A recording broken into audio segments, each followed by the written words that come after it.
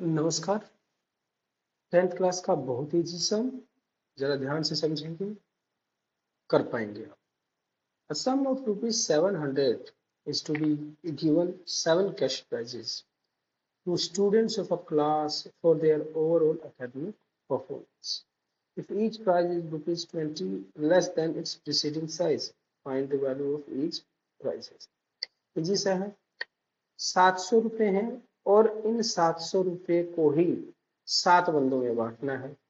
अगर वैसे 700 रुपए को 7 बंदों में बांटना होता तो आप कितना कितना रुपए देते, 100 रुपए।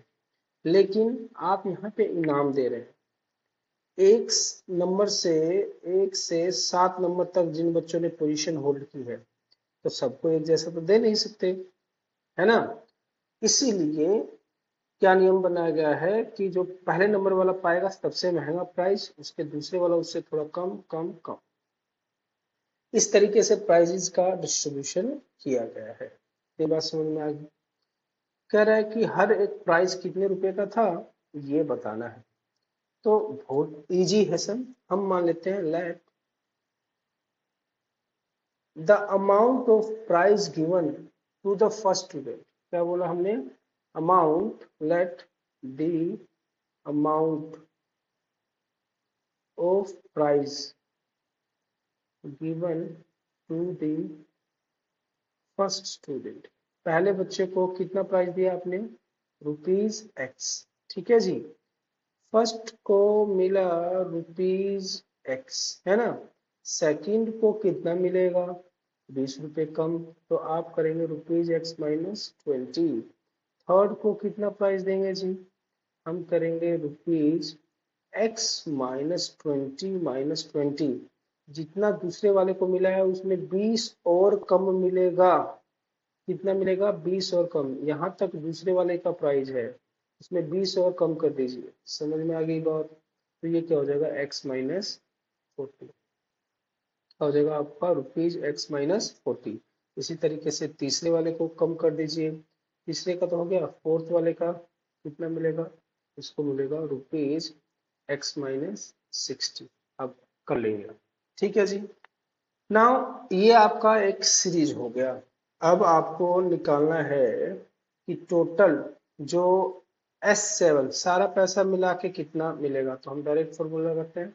S7 कितना आएगा, 7/2 2A plus n-1 into D, ठीक है।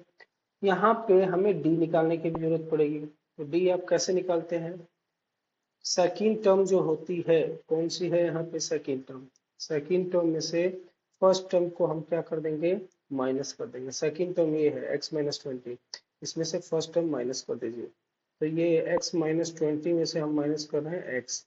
तो ये मेरा माइनस का 20 है डी। प्यारे बच्चों ध्यान रखिएगा, माइनस का 20 है और वैसे भी 20-20 रुपए कम हो रहा है तो नेगेटिव में ही आएगा डी।